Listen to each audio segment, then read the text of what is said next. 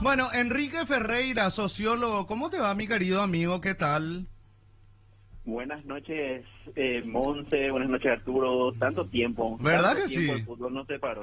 Tanto tiempo, sí, separados por el fútbol, por el deporte rey.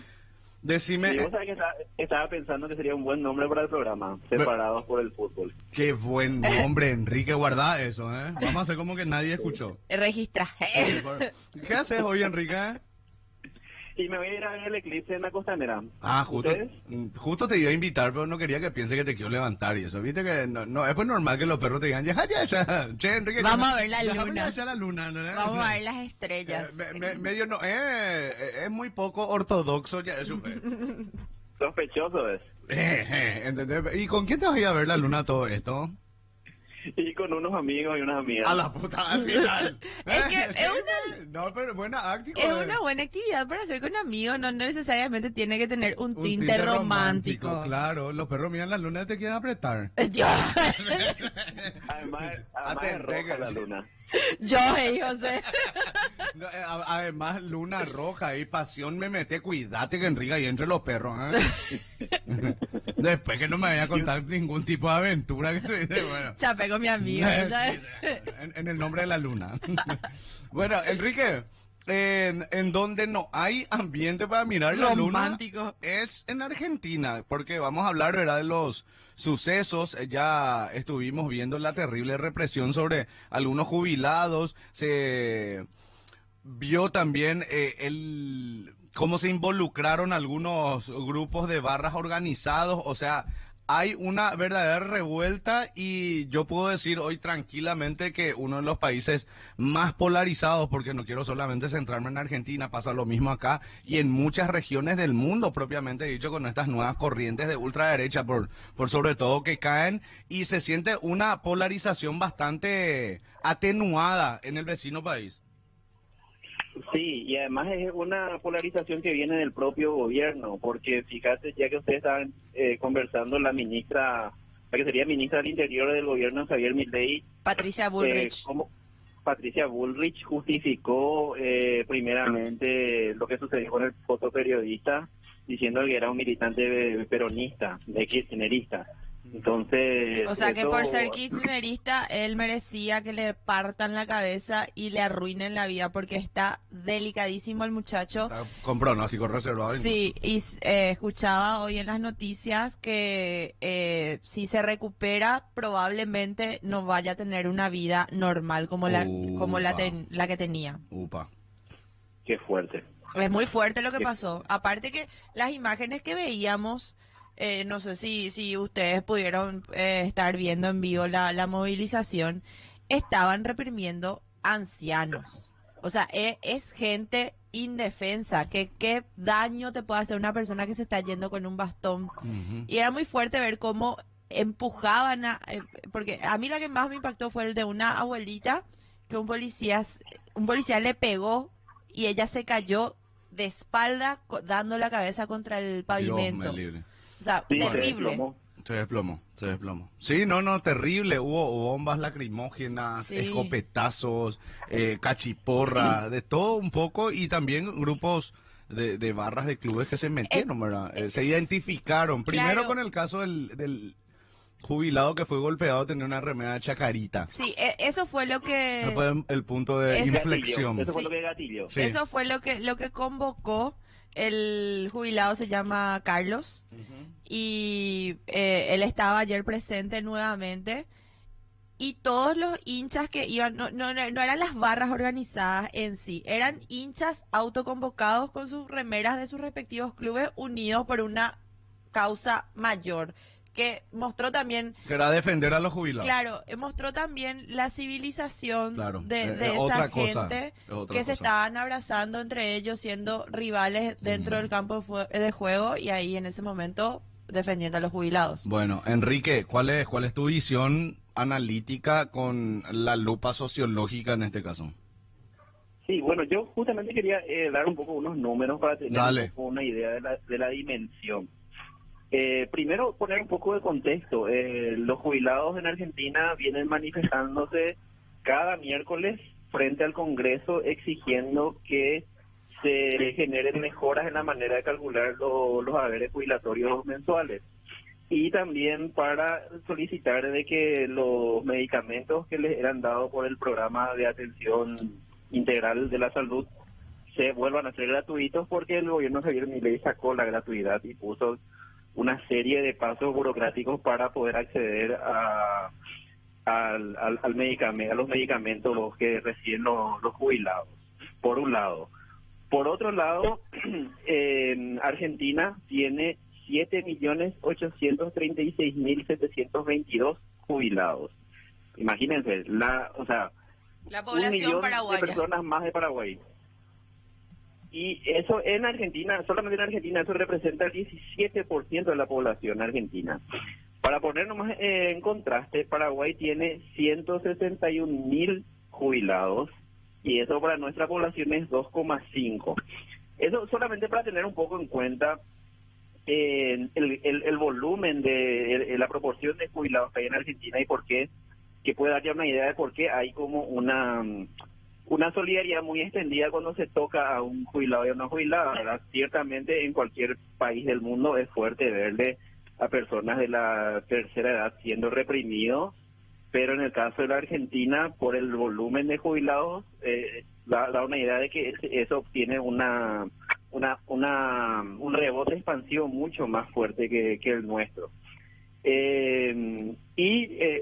También tener en cuenta que el mínimo jubilatorio equivale a 2.300.000 guaraníes. Entonces, ¿qué es lo que están pidiendo los jubilados en Argentina? De que se haga como un ajuste según el salario promedio. Y lo que viene haciendo el gobierno Javier Milei lo calcula según solamente los índices de inflación. También tener en cuenta que a nivel global, según datos de la CONICET, que es como la Comisión de Ciencia y Tecnología de la Argentina, que tienen ellos un dato de que en el 2023 había una tasa de pobreza que era el 13,2%, y en el 2024, periodo ya de Javier Milei, la pobreza saltó al 30%. Y por otro lado, tenemos que unos datos que estaba mirando yo en la prensa argentina de encuestadoras afines al gobierno muestran que casi el 60% de los jubilados rechazan las políticas económicas y sociales implementadas por ese gobierno. O sea, justo un sector en donde tuvieron mayores ajustes, y es el sector que uno de los sectores está más descontento con el gobierno. Además de eso, tener en cuenta de que son dos los pilares sobre los cuales el gobierno de Milei hace mucha hincapié. Uno de ellos es lo que ellos llaman la reducción de la obra social. Y nosotros pues pensamos, cuando dicen obra social se refieren a obras públicas, asfalto y ese tipo de cosas. Y en realidad la obra social, por ejemplo, son los medicamentos gratuitos. Es una serie de políticas La atención que tenían médica gasto público gratuita. de atención. Exactamente. Entonces Milei, desde que subió, canceló las partidas para esos gastos. Entonces empezó a tener, tímidamente, pero progresivamente empezó a tener problemas, y eso se combina con otros acontecimientos. Por ejemplo, el caso del meme coin, que habrán ustedes hablado ya en el programa, donde a todas luces el gobierno participó en una estafa. Claro. Después tenemos el evento que sucedió el 7 de marzo, hace unos pocos días, que es la catástrofe ambiental en Bahía Blanca, que afectó a más o menos el 70% del territorio de esa ciudad. 1.000 personas evacuadas, llovió en un día lo que llovería en 6 meses, y la respuesta del gobierno viene siendo demasiado lenta y también bastante crispada con el gobernador de la provincia, Axel Kicillof. Axel Kicillof. Y también tenemos por otro lado que es un nuevo acuerdo con el FMI, que tal vez en nuestro país un acuerdo con el FMI no genere mucho ruido, Sin embargo, en Argentina siempre es un tema de agenda, de primera plana, un tema que siempre está en el debate, que es los desembolsos de créditos con el FMI. Pero en este caso hay una diferencia, que el gobierno va a utilizar un decreto que evita que los detalles del crédito sean discutidos en el Congreso. Lo que pasa es que O sea, básicamente van a pasar por arriba del Congreso, eso es lo que sí, lo que pasa es ocurre. que la aprobación también de este préstamo se dio totalmente fuera de las normas que generalmente, el proceso que generalmente suele tener este tipo de préstamos. Claro, como pasa acá con licitaciones, Claro, como pero pasa en la Municipalidad de Asunción. Era algo que no se había visto antes en Argentina, entonces eso también es lo que preocupa. Ok. Seguí nomás, Y, Enrique. y justamente ayer también hubo peleas, hubo peleas entre miembros de la propia base aliada del propio partido del presidente argentino, porque se intentó hacer una sesión en la cual se le quitara las funciones extraordinarias, o sea, los poderes extraordinarios que tiene el Ejecutivo, o sea, las funciones legislativas que tiene el Ejecutivo, y también hubo pelea dentro del propio Congreso, y eso está como caldeando el ambiente, está como mezclando, como son varias tormentas juntas que Claro. están creando un clima bastante tenso, polarizado y violento. Y A eso sumarle que su vicepresidenta Villarroel salió a criticar la represión de Patricia Bullrich, y esto habla de cómo el movimiento de Javier Milei se está desquebrajando hacia adentro de sus bases, que si ya no estás luego de acuerdo con tu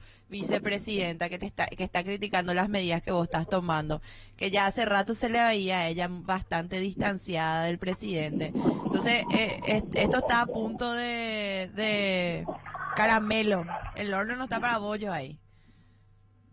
sí, y justamente algo que vos podés tomar como signos de...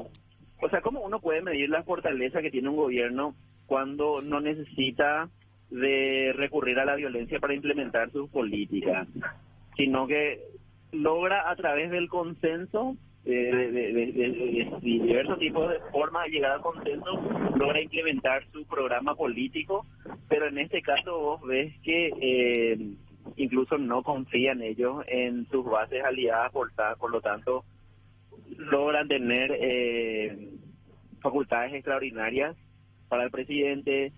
Cada vez que van a aplicar ajustes a sectores de la sociedad, recurren a un operativo policial exponente. Entonces, por un lado, la violencia sirve para infundir el miedo, pero al mismo tiempo es una moneda que es un signo de debilidad, que muestra que como no sos capaz de generar consensos, necesitas reprimir, golpear y reprimir. Y también hay cambios en el calendario electoral de la Argentina este año. O sea, están tratando de modificar también eso, porque allá se dan las elecciones de presidente por un lado y de gobernadores e intendentes por otro lado. Y él quiere hacer, parece, todo junto, y como que no se va, o sea, no tienen la capacidad de respuesta para esa cantidad de gente que va a ir a votar. Así es, que también justamente cambió también el modo de elección de candidato, que es un medidor de la simpatía o antipatía que tiene cada gobierno. Enrique, y decime, termina nomás esa parte. No, te escucho. Decime, y ¿qué avisoras, digamos, acá en adelante? Porque cada vez esto se acrecienta, ¿verdad? La polarización y el enfrentamiento.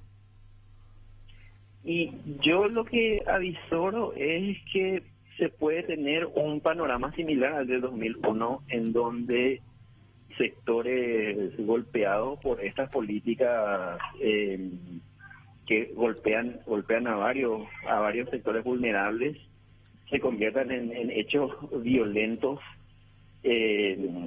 callejeros, como ya vimos en el 2001, por un lado, porque yo veo también que la oposición argentina está bastante como no está viendo todavía qué camino tomar, si va a esperar que lleguen los plazos electorales para medir sus fuerzas o si van a generar una coalición. una coalición institucional o social. Entonces como que no tienen todavía certezas de qué realizar, y vemos nosotros, por ejemplo, actores entre comillas desorganizados, como son los hinchas de fútbol, como son los cacerolazos espontáneos, y también vemos que algunas que otras fuerzas de izquierda que apoyan entonces el peronismo, que es la fuerza de oposición mayoritaria, todavía no está encontrando caminos. Y no, y lo que pasa que el peronismo también está muy dividido a las internas. Le tenemos a Cristina Kirchner en el PJ. Ella no habla con Axel Kicillof, que es el gobernador actual de la provincia de Buenos Aires, que es el principal candidato. O sea, es uno de los nombres más fuertes que suena para pujar en la presidencia de la República. Como que no hay un acuerdo entre ellos, entonces la gente tampoco no sabe para dónde o sea, ir. El panorama está incierto. Está muy incierto. Está incierto. Bueno, ok.